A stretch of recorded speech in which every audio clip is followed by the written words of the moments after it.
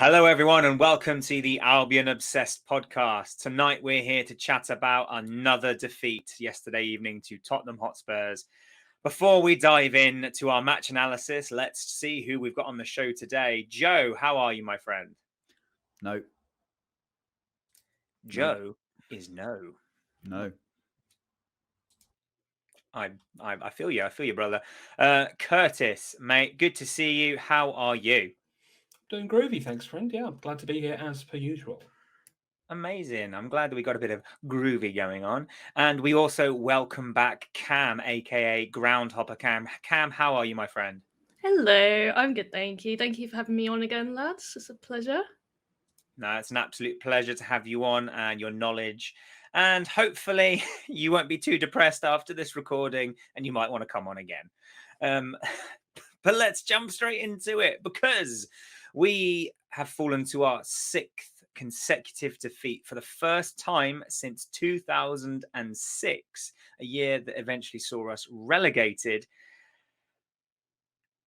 I'm worried that I'm just going to repeat myself, guys. So if I do, listeners, you'll have to forgive me. But it does feel like at the moment we're coming on to the show and we're just repeating the same things again and again and again.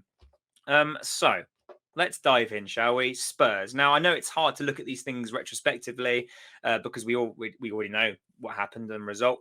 But before the game, Joe, did you hope that up against a team like Spurs who are consistently inconsistent, did you think that we could break our poor form that we were in? Yeah, I was a little bit worried after they didn't get a result against United because they're going to be looking for a response. And it is very Spurs-like to go and beat United and lose to Brighton. I expected a reaction from them. Obviously, they're always going to be up for it.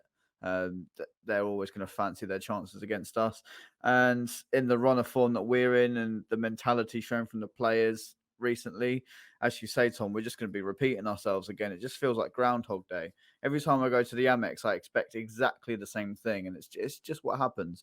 What is it? 2-0 losses on the bounce at home. We lost 2-0 to Villa, 2-0 to Liverpool.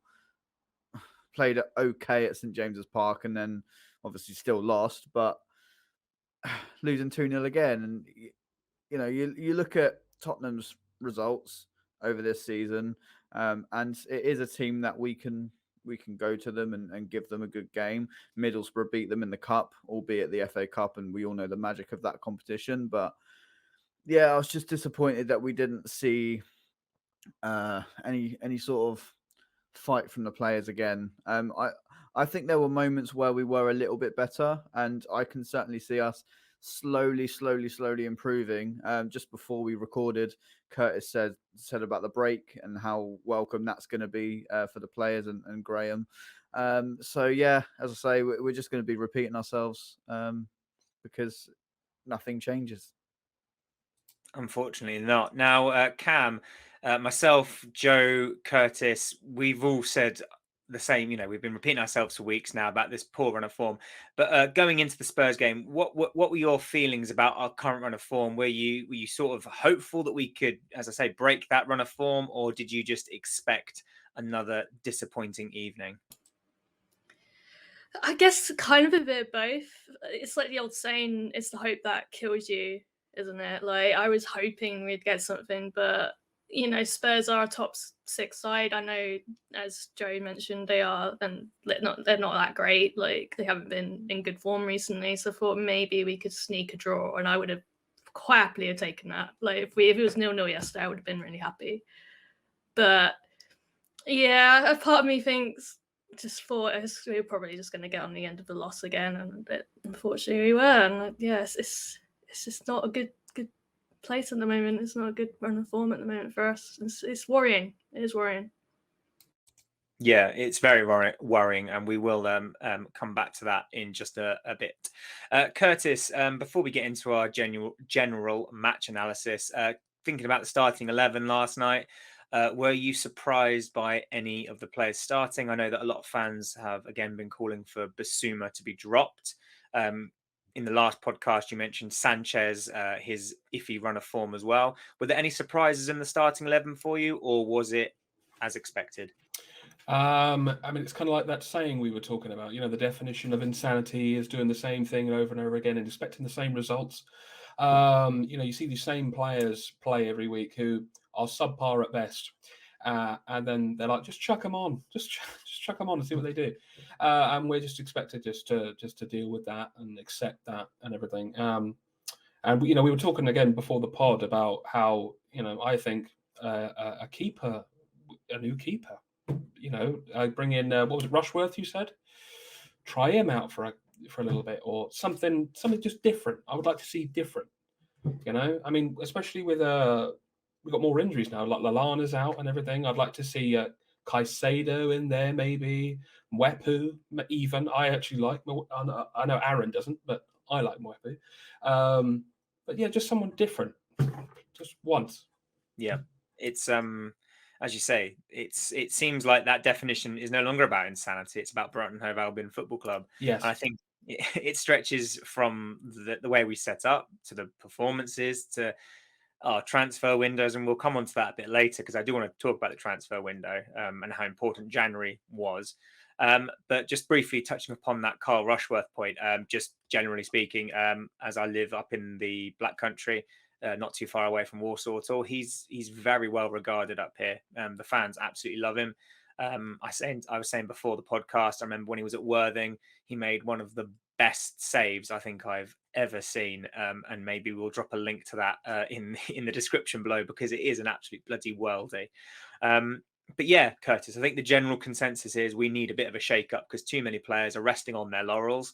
And I think within the first 5 minutes of the game last night, we saw that because in the first few minutes, there were so many individual errors. And Joe, watching those errors, Lewis Dunk's errant passing, Robert Sanchez just doing Robert Sanchez things, did you just feel like with so many errors at the moment in the game, did you just feel like it was inevitable that we were going to concede? Yeah, it's just the age-old thing. Again, we're going to be repeating ourselves because it's just happened for the last, well, since the second half against United, really. Maybe even since the FA Cup tie against Spurs, because that was a shambolic performance until we at least gave it a good go in the second half, and then were undone by individual errors yet again. It's the slow build-up, run the back. Sanchez not having any options, the players putting themselves in really poor positions. Spurs can just readjust with ease because it takes us 5 minutes to pass it from Sanchez to Dunk. And then we're trying to play our free-flowing football, which we all know we can do very well. We can't even string 5 passes together at the moment. Then Spurs get the ball, bang, counter-attack, chance. So we're always going to concede that way, and I say it all the time. It's the mentality that they're gone. All the players, their heads are on holiday. They think that the first half of the season, they think, okay, yeah, we've done enough to be safe. Now we can just sort of take a step back and play however we want to play. But I've said it before about Basuma. He wants out.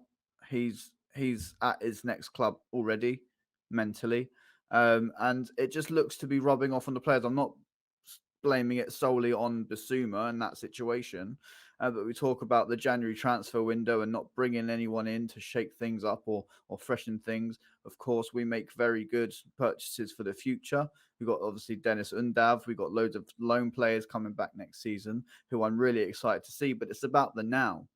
You sell Dan Burn for £13 million and don't replace him. We all said, yes, he maybe is our most replaceable defender, but that doesn't mean anything if you don't replace him. We sold Ben White at the start of the season, who was arguably our third best centre-back last season. £50 million. We don't reinvest it. Maybe we did a little bit with bringing in Mwepu, because obviously he cost over 10 million, I think, and maybe another couple of signings here and there. But we're not investing for the now, and that's really, really damaged us over the January transfer window for sure.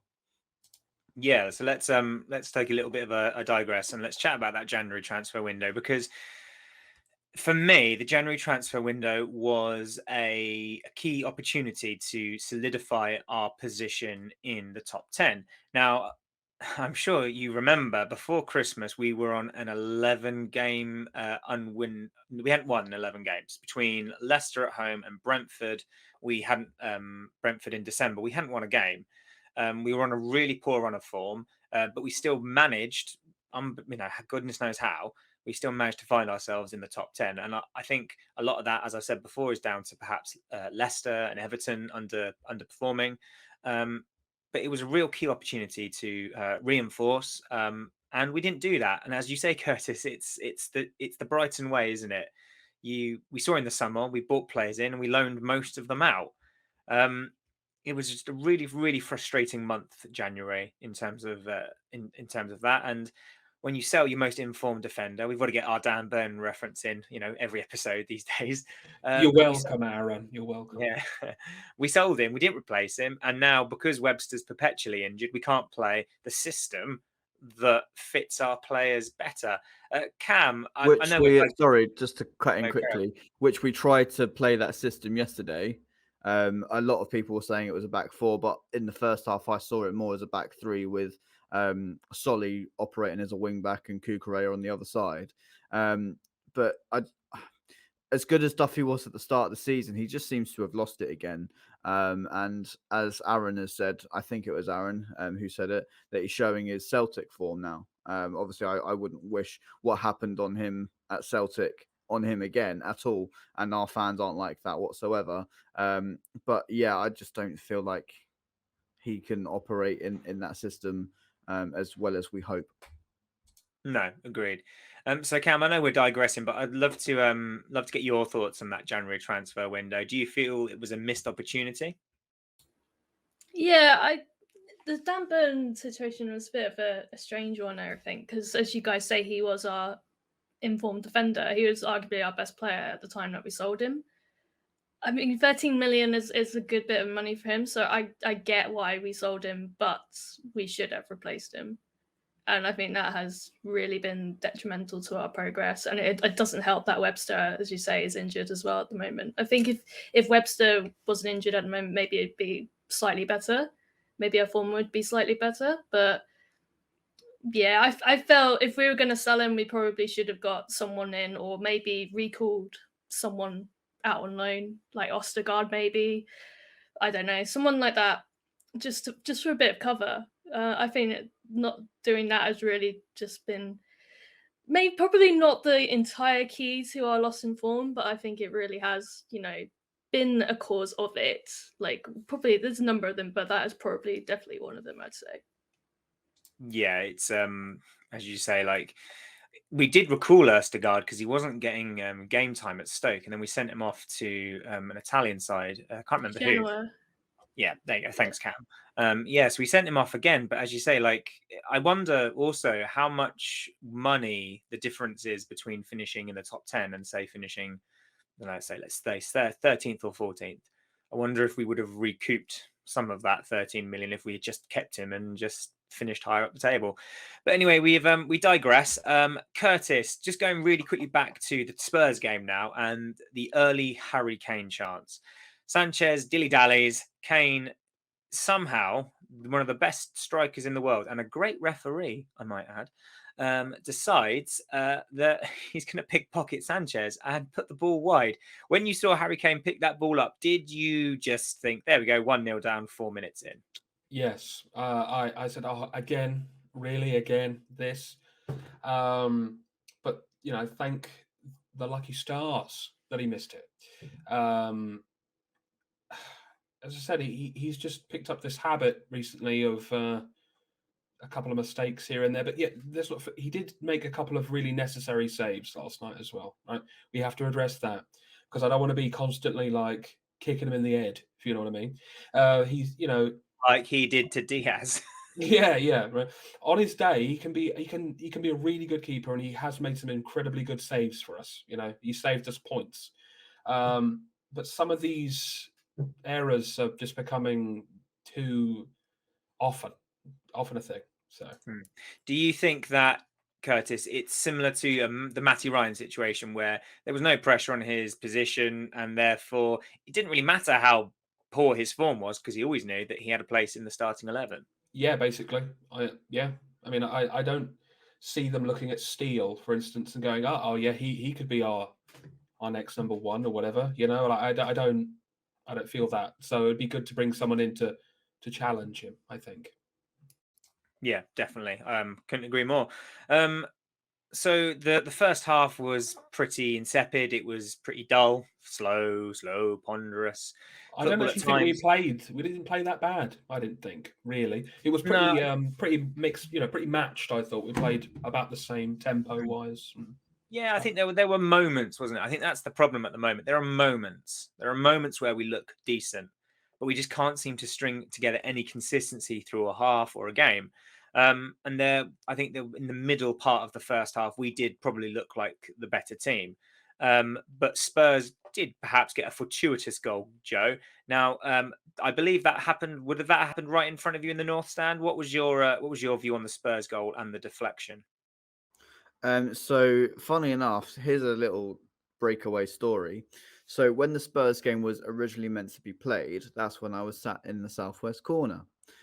So I get to the North Stand yesterday, scan my ticket, and it goes red.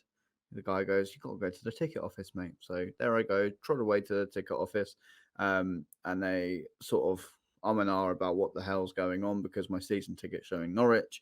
They look on my history and they're like, "Oh, you moved seats." And I was like, "Yeah." So I'd imagine I'm in the North Stand for this one. No, you got to go back to your original seat for which you were originally in for the original Spurs date. So there I go off to the southwest corner, and all my old friends are like, "What are you doing back here?"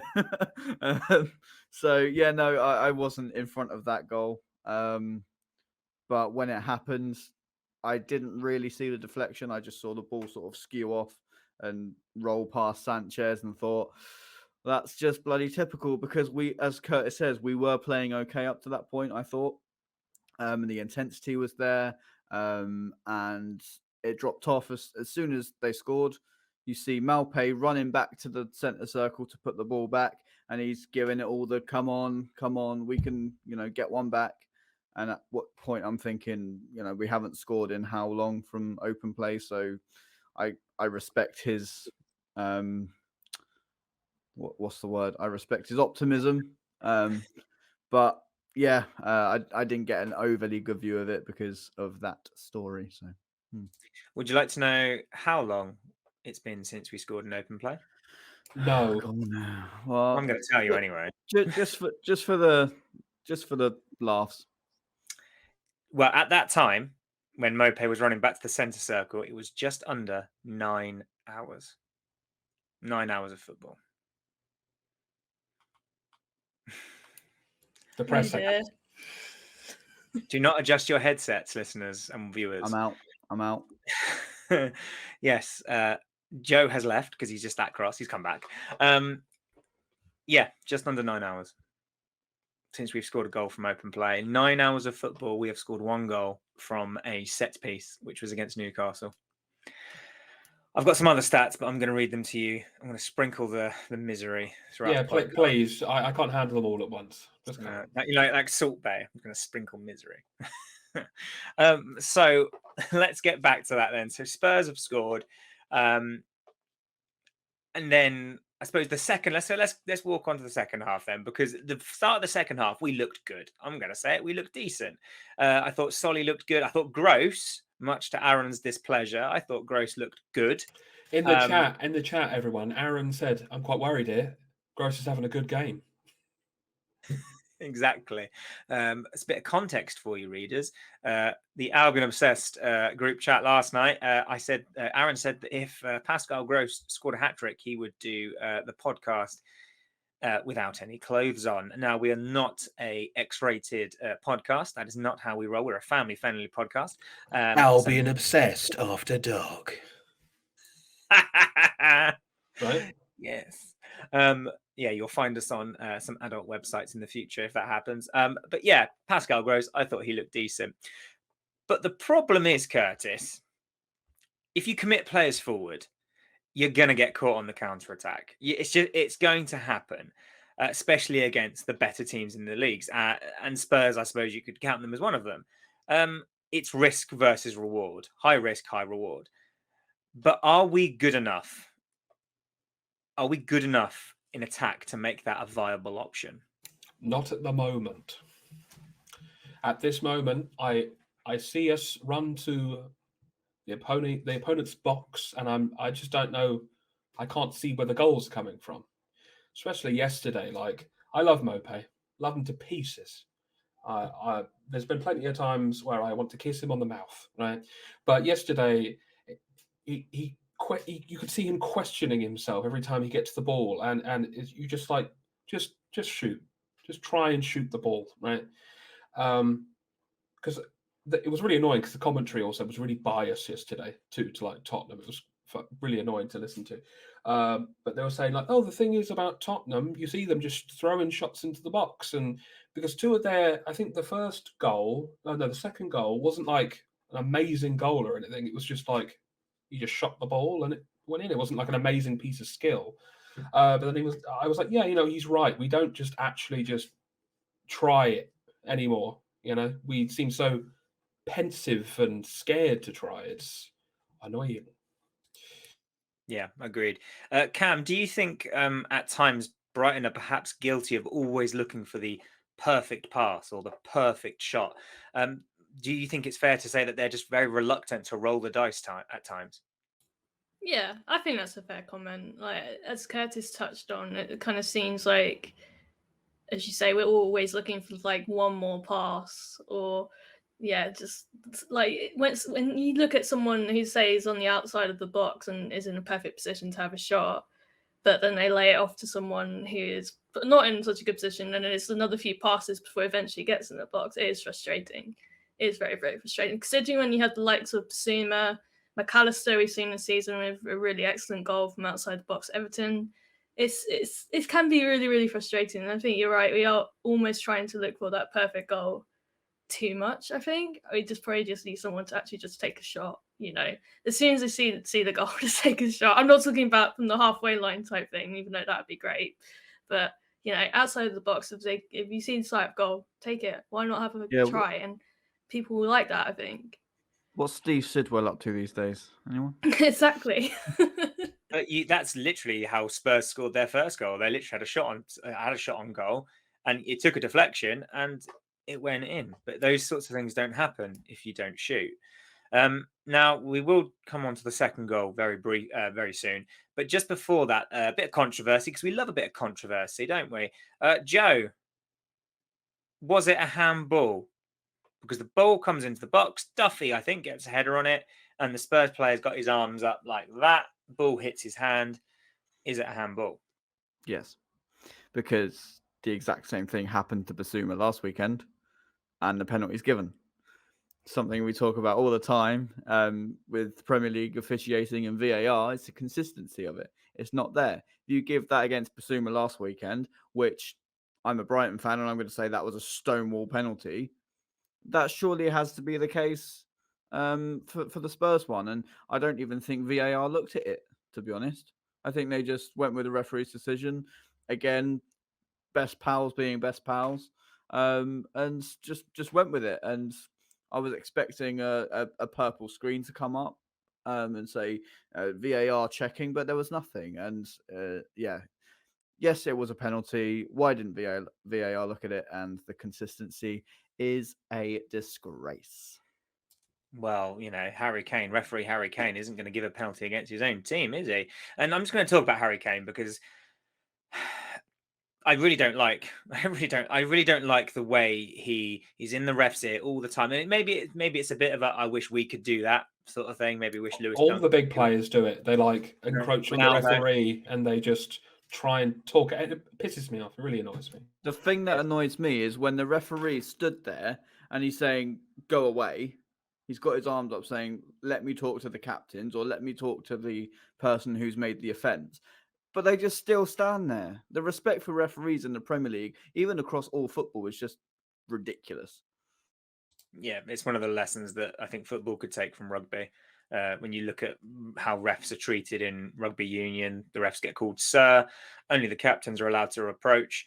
But also the referees aren't afraid to, send players to the sin bin. I know that isn't there in football, but they're not afraid to wield the cards. And talking of cards, how Harry Kane got away with a yellow card in the first half for a pullback is absolutely beyond me.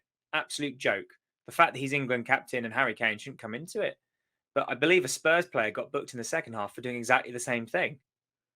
Yep. So if you're going to book the Spurs player in the second half, you've got to book Harry Kane in the first. And he should have been booked in the second half as well, towards the end of the game for simulation. It makes me very cross. So the handball happens and it isn't reviewed. There is a review after Spurs have put the ball in the net, and part of me optimistically thought, oh, maybe they're going to check the handball at the other end. But that they were checking for an offside. And let's talk about that offside, Kurtis, because once again, for what feels like the umpteenth time, so I'm talking... Was that your teacher voice there, Tom? That was, I'm starting to use my teacher voice because I'm really cross. So we saw it against Villa, Mings over the top to Watkins. We saw it against Newcastle, Chris Wood through ball. We saw it against Liverpool, ball over the top. Once again, we are completely carved open by a counter-attack. What is Potter doing in coaching, Kurtis? I mean, well, you could literally copy and paste what I said last week. I mean, it's the same thing again. Like, Joe, can we do that? Can we just copy and paste past Kurtis on there? Yeah. I mean, I might as well just go back, edit Liverpool to Spurs, and then we've pretty much got really crudely, just like Tottenham Hotspur over every time we say exactly. But no, like it's yeah, man. I keep saying to myself, oh, when Webster comes back, it'll be a lot better because he's, him and Dunk are a better pairing than Dunk and Duffy and all this. But I don't know, man. I worry about Webster. I said this at the beginning of the season. Like, he's been quite injury prone, and it's fairly concerning. But when Webster's on point, man, he's so good. And I hope when he comes back, it brings back that strength to our defensive line. Because I remember when we were difficult to score against. Remember that? Because I do. It's frustrating. But yeah, that's what I want to say about it. Yeah, it's very frustrating. Cam, I mean, I'm of the opinion that, and this is going to be Tom's controversial opinion, or it might not even be that controversial. I think Adam Webster has proven himself to perhaps be one of Brighton's most important players this season. Do you agree with that statement, or do you think I'm absolutely mad? No, 100% agree with that. I think it's no coincidence that our downturn in form is with him being injured, in all honesty, along with the whole Dan Burn thing as well, but yeah, we discussed that. But before he got injured, you could see just how well he was playing. Like, him and Lewis Dunk, like, out of our kind of centre backs, are probably the only two, particularly him, more than Lewis Dunk, that is not afraid to bring it out of defence and go on a nice meandering run forward, and he's just a joy to watch when he's in his best form. And the Chelsea games, he was outstanding. Oh yeah, both Chelsea games, particularly the one at home, he was honestly outstanding. And I think we are missing him a lot right now. And I think he, along with probably, like, obviously Dunk's our captain, so he's hugely important. But I'd say he probably is our most important player right now, 100%. And it's such a shame that he's injured and has had quite a lot of injuries this season. It's frustrating, really. Yeah. Very frustrating. There were obviously talks at one point about him making the England team, which I believe has been announced today. So it's a real shame that he hasn't been able to string games together due to the injuries he's had throughout the season. And there we have it, guys. We've gone 2-0 down to a counter-attack, and we just show no real sign of getting back into the game. We didn't have a single shot on target last night. A single shot. Joe, does Graham Potter have a plan B? It's difficult. I think he does, but it's too similar to plan A. He tweaks the back line slightly. Like yesterday, as I say, I think we started with a back three with Solly and Cucurella as wing backs. I then see a solid back four with Solly pushing forward. We all know that Graham Potter, when things are going well, has a wonderful tactical mind. He's got us many a point by changing things when we really needed that to be changed, and that seems to have gone. Whether that be because of the options that he doesn't have, obviously with the injuries, with losing players due to sales, not having the backing from the recruitment team. He does have a plan B. It's just very hard to utilize when you're so limited. And yesterday, he tried to change things. Obviously, the 75th minute, Lamptey comes on. He slots him in at right back, and you're thinking, why are you doing that? If you keep Veltman on the pitch, put Veltman at right back, push Lamptey more forwards. What one thing we've been saying is that Lamptey cannot provide his creative or explosiveness from right back. He thrives on being a wing back or a little bit further up the pitch. And at right back, I don't think really he did much yesterday when he came on. He didn't have the time. He didn't have the freedom. And it's just like Kukurea as well. I don't know how he got player of the match yesterday, by the way. It was announced right at the end of the game that Kukurea got sponsors player of the match. All credit to him. He does try, but again, he's limited in the position that Graham Potter puts him in. So many times we've seen this season, Kukurea gets past the ball by Lewis Dunk, boom, straight down the wing, cross into the box. There's Danny Welbeck there. There's Neil Maupay there to try and finish it. But now what we see is Kukurea gets the ball, looks around for 5 seconds, and then the ball gets passed back to Dunk. What I find surprising is in a Sky Sports interview, Lewis Dunk spoke about Kukurea and how amazing he is and how you can just pass the ball to him and he'll just run. He doesn't do that anymore. Is that down to a lack of confidence from him? Is that down to the tactics? I don't know. I think it's mostly down to the tactics because he's, as I say, not given that freedom. So I think there is a plan B, but he just can't utilize it. Yes, I don't think I've said it before. I don't think I see many game changers on the bench. Not at the moment. We've got a lot of youth on there. It was, by the way, I just will point out, it was really nice to see Jeremy Sarmiento on the bench. I was a bit surprised that he didn't feature, maybe because Potter believed at 2-0 down the game was done. And obviously the young lad's coming back from injury. But he's the kind of player that generally But then how's that for mentality if at 2-0 down Graham Potter's thinking, yep, game's done. I'm not gonna roll the dice, I'm not gonna risk something.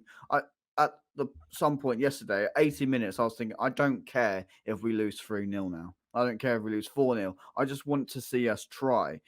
2-0 down, and we don't even look like we care that we're 2-0 down.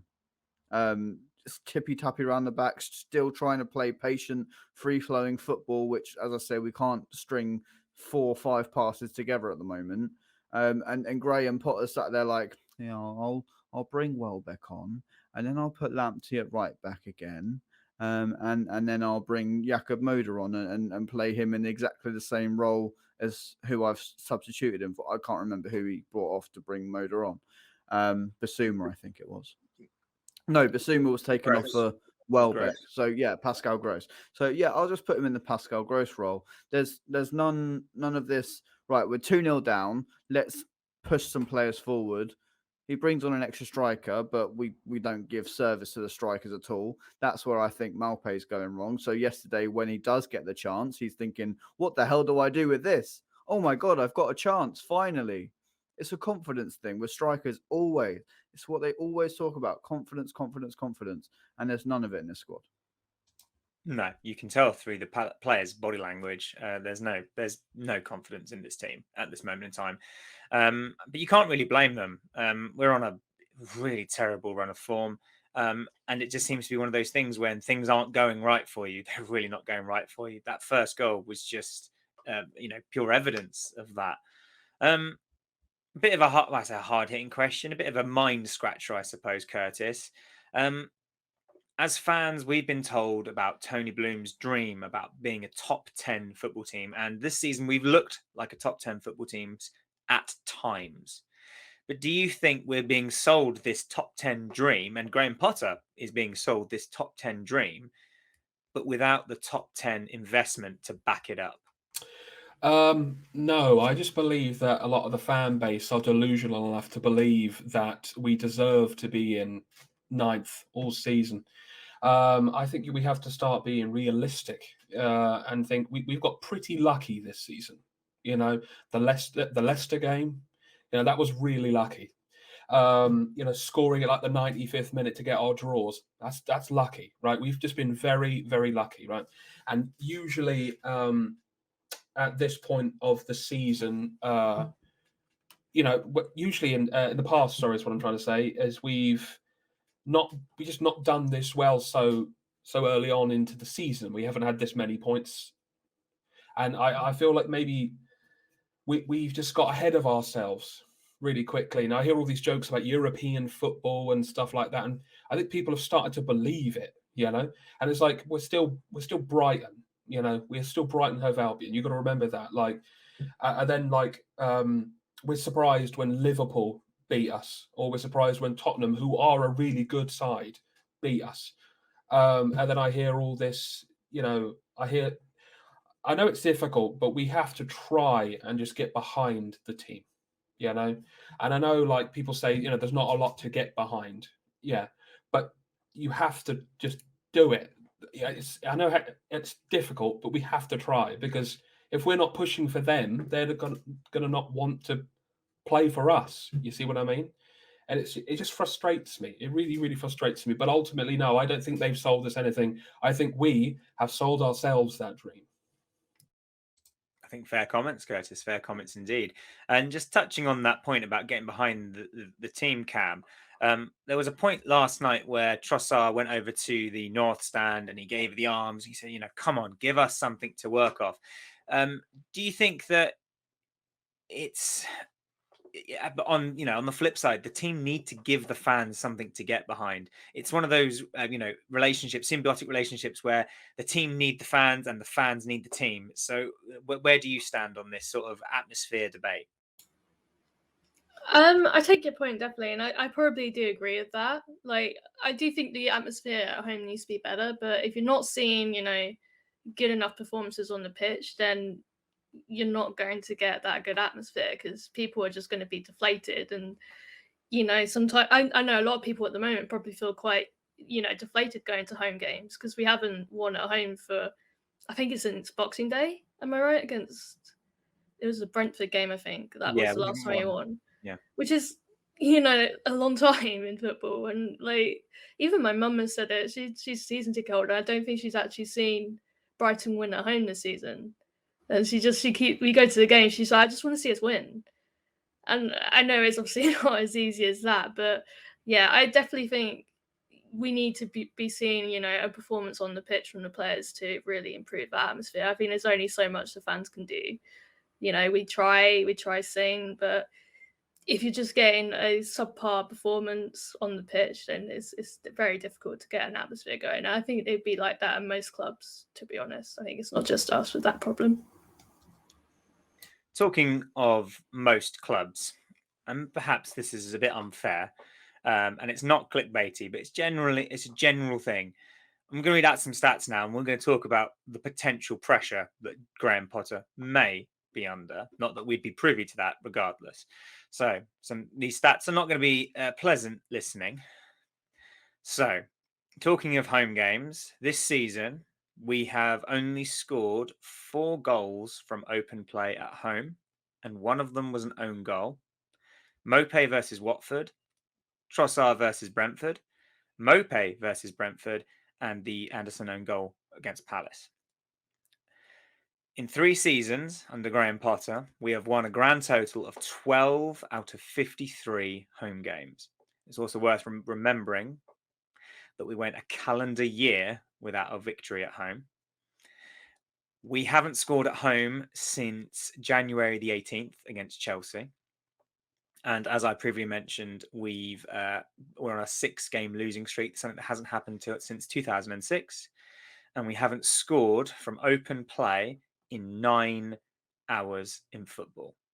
And Tom, you're the worst sometimes. I know. Can But I take this one first, Tom, really quickly? Yeah. Graham Potter, in a few press conferences, in a few post-match interviews, has told Brighton fans that they maybe need a history lesson on where this club's come from and what this club is and where we realistically are, as Kurtis has pointed out, in the Premier League pyramid, in the football pyramid, which I'm all for. I have researched and looked at the days before I was born of this football club. I've sat and spoken to my granddad. I've sat and spoken to my mum about their experiences going to Highbury in the FA Cup semi-final, going to Wembley twice. I've done my history lesson. Maybe, just maybe, and I have utmost respect for Graham Potter, okay? But maybe he needs a history lesson. Exactly what you just said. You've given us those stats. Maybe he needs to look at himself and think, why has that not been good enough? Maybe it's because of the recruitment. Maybe it's because of the players' mentality at home. Maybe we're a bit too comfortable. I don't know. But yeah, he needs to also look at himself before he blames the fans for not having a history lesson on their football club. It's our football club, Graham. You manage us and we respect you, but look at yourself as well. Preach, brother, preach. Now, I say these things not to piss people off, not to get people all angry and upset, but this is context. Context is incredibly important. It underpins why people are so frustrated, why there were a small selection of boos at the end of the game last night. And it was why the fans booed at the end of Leeds. And it's not pleasant to hear these stats. And I'm not calling for Potter out. I'm not. But what I suppose I am trying to do is just add context to the discussion, because a lot of times we've seen it before that a lot of Brighton fans, that when they criticize or critique or moan, which we all do. I mean, we come on this podcast every week and all we do is bloody moan. And I love a good moan. I'm not going to lie. That's well within my wheelhouse. But generally speaking, I find that a lot of people, and I've said it before and I'll say it again, a lot of people's critiques this season have been battered away. Oh, because we're in top 10. We're in the top 10. Oh, stop moaning. We're in the top 10. And it's like, we can't say that anymore. What's the new excuse for our really, really poor run of form, our poor goal scoring, our evaporating good? Before Christmas, we had a fantastic defensive record. I think we had only lost 4 games and we had one of the best defensive records outside of the top 6. And all of that has just disappeared. I think I mentioned on the last pod, right? I would give anything for another 95-minute goal. I would give this finger for a 95-minute goal at Norwich. I'm serious. Don't take my finger. But and that how sad is that you're calling for a 95th minute equaliser? Do you know what I mean? I just miss the shithousery. I miss it so much. And maybe that sounds very entitled of me. And I've just spoken about history. But you're right, Joe. You're right. Against Norwich, but the issue that we've seen a lot over these last few seasons is that we can't beat the teams below us. We've done that a little bit better this season, bar the Burnley game and bar the Villa game. At that point, they were below us. And the Newcastle game. And Newcastle. All right, Tom. All right. But yeah, I just pray that the mentality changes over these next 2.5 weeks, and you guys are coming to that Norwich game, aren't you? So hopefully we'll see a much better performance than you saw against Villa. So yeah, we'll see. So let's look ahead then. Let's look ahead to these next 2 weeks. Graham Potter has got the best part of 2.5 weeks to get his side not only physically ready for Norwich, but also mentally and emotionally ready. And I think personally, that's the most important thing.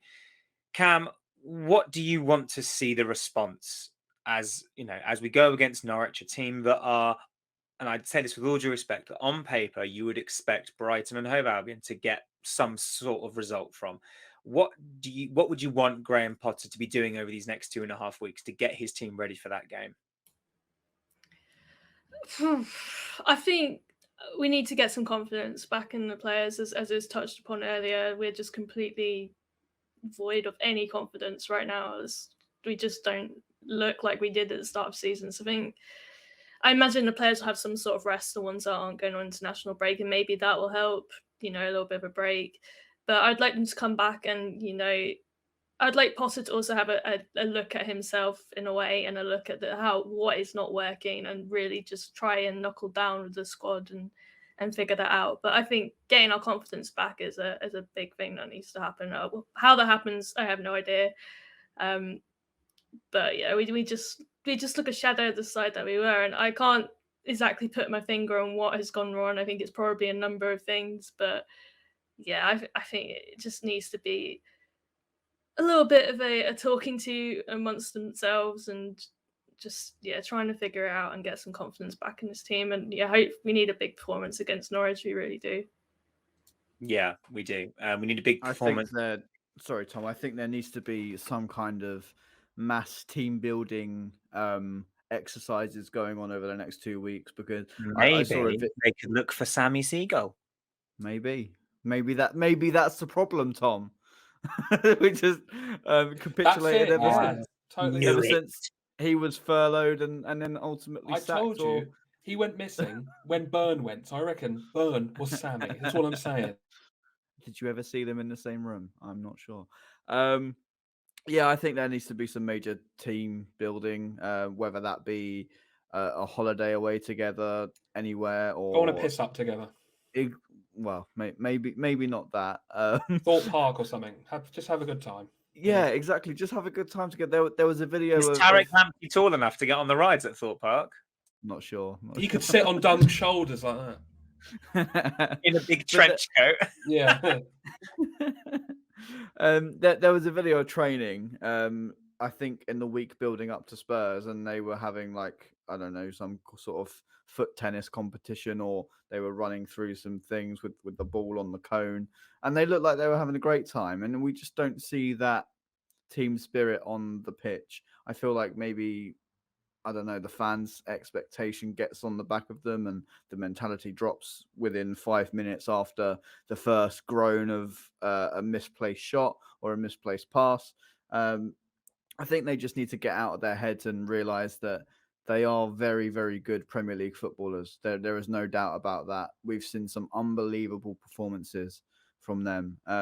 Players that don't want to be playing for the badge, players that don't want to be playing for the club, they need to be dropped to the reserves. They need to be far away from this squad. Graham should be saying, right, who wants to play for this football club? Who doesn't want to play for that name on the back of their shirt? Even then, I said it on the last podcast, Bissouma, if he wants that move away, he needs to start putting in some incredible performances, because people will look at him and think, actually, nah, don't really want him. So yeah, something needs to happen to get their head straight and going again. But I'm not a football manager, so who am I to say? Just to add to my point, we need to try and get Webster fit as well during this next 2 weeks. I don't know how close he is to coming back, but if it's not far off, then I think that also needs to be a priority. Potter has said that he's not far off, and apparently Lana's injury is only minor as well. So hopefully have those two back soon would be good. That would be the dream. But I also remember being told Lamptey would be back in 2 weeks. A year later. I'm such a pessimist. I'm really sorry. You can tell I've been watching Brighton since the 90s. Talking about fan expectation there, I just want to touch upon that briefly, Joe, because I do think at times us fans do get carried away. As you say, Kurtis, we do get carried away. We've seen some fantastic performances over the last 6 months, 18 months. We have seen Brighton beat Manchester City, come back from 2-0 down against Liverpool at Anfield to get a draw. We know these lads can pull out fantastic performances. There was a reason that Brighton were being, spoken about in the same sentence as Europe. There was a reason Potter was being linked to England, the England job. There were reasons behind this, but as you say, Cam, we seem to have just, fallen off a cliff almost, and we're a shadow of the team we were before Christmas. And all that fight, all that desire has gone. And I really hope that for the final run-in of the season, the final 11 games or wherever it may be, I really hope that Graham Potter can, recapture that and get those lads believing in themselves again, because we know they can do it. We know Potter can do it. And it's not outside the realms of possibility that we can still finish in the top 10. We've been a lot of doom and gloom on this podcast, and I know that I am a big part of that with all my stats. But the general thing is we can still make top 10. It's not out of the realms of possibility. I think talk of relegation is nonsense. I've said it before, and I've done my research, so I can say officially that we currently have more points than it would have taken last season to be safe. We are 2 points away from the points total it would have been required in the last 5 seasons as well, going back to 2016, I believe. So we don't. I don't think relegation is a genuine possibility, but we can still get top 10. But things need to change, and that starts with. I'll tell you one thing, Tom. If we go and get relegated, mate, I am clipping the hell out of that. You clip away, mate. The stats don't lie. The stats are like Shearer's hips, mate. They don't lie. To quote those people on Twitter, like, "Oh, I really missed the championship." No, zero comment for that. Also, I just want to touch on the atmosphere very quickly before we sort of look ahead to Norwich, maybe. I reckon out of the 30,000 they announced and the Spurs fans, there was probably 2,500 of them. I reckon there was probably an additional 6,000 dotted around the Amex. 100%. I saw so many people rushing to the front to try and get a picture with Antonio Conte when he walked out the tunnel before the game. I saw so many people holding up signs for Harry Kane to give him their shirt. Fair play to the club, though, on one thing, that they got a guy who was racially bullied, teamed up with Spurs, invited into the game. After the game, he met Harry Kane. One thing I will say about Harry Kane, away from the pitch, top man. Honestly, he does so many things for his supporters. I always see him retweeting like kids' posters to him and stuff like that, which is amazing. But in terms of the fans that are there in the Brighton home end, meant to be supporting their local club, because I'm sure they're not from too far away. Even walking out into the concourse after the game, they're showing the Arsenal-Liverpool game, Liverpool score, and people are bloody celebrating. Like, what I just don't get it. I don't get how all the club care about is bums on seats and money in their pockets. They don't care about the atmosphere. They don't care about the fans' experience. You could be sat next to a Manchester City fan, whatever. You're up singing for your football club who you care passionately about, and they're looking at you like you're some kind of alien from a planet far, far away. So, yeah, that's one thing I will say on the atmosphere, is because football is slowly dying, I feel. Yeah, I think that there's been obviously a lot in the news at the moment about ownership. And it is unfortunately becoming just all about money. We see games being moved, inconvenience fans. You look at the Spurs game, I think it was the FA Cup game, when it was moved to 8 o'clock, no trains. It's just, it's all about the money, all about the cash. But there will be some additional Brighton fans who genuinely care about the team at the Norwich game, because me and Kurtis will be there in the North Stand to cheer you on. So we'll have a lovely little Albion Obsessed day out again. So let's look ahead to that Norwich game, because that for me is the turning point. This is when we can get back out there and we can show what we're made of, and we can start that march back to challenge for the top 10.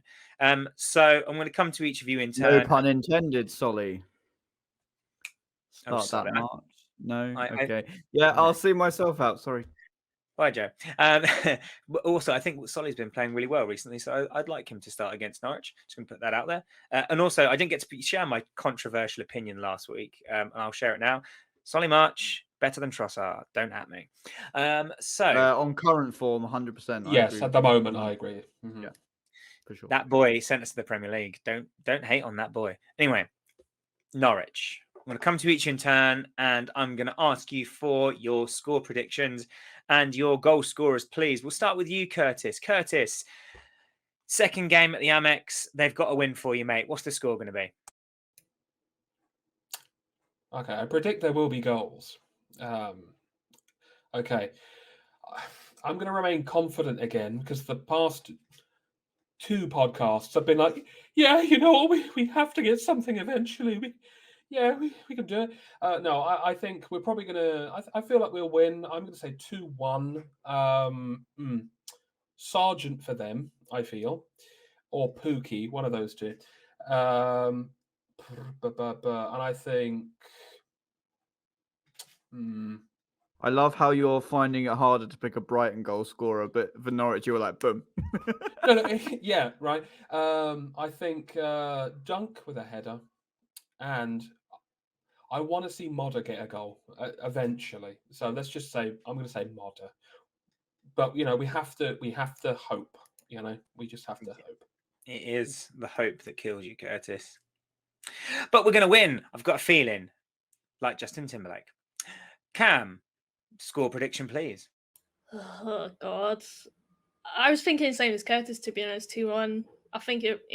I wouldn't be surprised if it's a pretty cagey affair, really, because they're still fighting for their lives down there. Even though I think they're probably down, regardless of what happens to them. Anyway, I'd love to see Moda score. I would really love to see him get his first goal. So yeah, I was thinking him, and let's go for Trossard. Let's hope for a little Trossard goal. I don't know, but we can hope, as you say. So hopefully we'll get a big performance and a big result as well. Yeah, that would be absolutely fantastic. Trossard may make me eat my words, and I'll have to do my second apology video this season. Joe, what are you going for, my friend? Let's go for a very, very scrappy 1-0 win. And we will go with a Solly March goal. Why not? I'll counteract Cam's Trossard goal with a Solly March goal to keep that debate going. Hailsham's own Roberto Carlos, don't you know? So yeah, I'm going to go for a 2-0 win. And I'm going to say Solly March. I don't know if you remember a few seasons ago, a long time ago now, in a preseason game, Solly March scored an absolute bloody worldie against Norwich. Yeah, and I I'm know going you're to talking back him. about. I was there. Yeah, I was there. It was and good. It was good. It was John Ruddy in goal, and at the time he was like pretty decent. I'm not gonna lie. And I think they just got promoted to Premier League. Did they? I believe so, yeah. Yeah. And oh my god, what a delicious goal! It was on, even Sky Sports News covered it, and it was a pre-season friendly, for God's sake. Yeah, it was a fantastic goal. So I'm going to back him to do something similar in April. And I'm also going to go for my boy Neil Maupay to get his confidence back there. Because I think once Neil Maupay is back in the goals, I think we'll see, the Neil Maupay of old, buzzing around, being a pain in the ass, which we love to see. So let's hope our predictions come true, because I don't think I could take a 7th defeat on the bounce. I just don't think I could do it. I'd have to go back even further in my stats. And as much as I enjoy bringing you depressing stats, I'd rather not. Back in the dark days of 1991, Brighton lost 7 in a I row. don't think they were that dark then. I think it was more late 90s, 96, Yeah. 97. They were that. Yeah, you could be right. I'm going to get called a plastic now because I didn't get my date right. You don't even know that it was actually in 1996 that You weren't even at the Goldstone. Exactly. And if you weren't born at the Goldstone, were you even a fan? Keep your eyes peeled, listeners and watchers, to the Albion Obsessed website, because we're going to have some articles go live for you over the international break. We're also going to be dropping some content once we've decided what that content will be. But so keep your eyes peeled. Keep an eye towards the end of the season. We are going to have an incredible end of the season quiz with lots of Tom's stats that he's reeled off. And we might even get, this is an idea that I've just had. I feel like we should get like the guests like Cam, Dan, like people like that, all in like a group and just like have That sounds amazing. a massive fan quiz. Sounds good. That'd be really... You can count me in for that. I'll have to host, because you'll be like, who scored against Leicester? And I'll be like, was it Matt Sparrow? So yeah. Anyway, on that bombshell and that, I think it was just, I'm going completely off key here. No, I think we signed Matt Sparrow on this day, like 13 years ago. On this day, this exact day. Yeah, I think so. I think it was like March 17th or something like that. I can't How remember. do you know that? I don't know. I saw something on Twitter. Someone had his 2009, 2010 shirt, and it was like, "Oh, Matt Sparrow signed on this day." You blah, can blah, tell blah. we don't have a lot to talk about, don't you? Yeah. But I will now officially sign off. So thank you to Joe, Kurtis, and Cam for joining us this evening. I hope it hasn't been too dreary and too depressing for you, Albion Obsessed listeners and watchers. Please don't forget to like and subscribe if you haven't already, and share the content. Have a great evening, everyone, and we will see you later. Take it easy.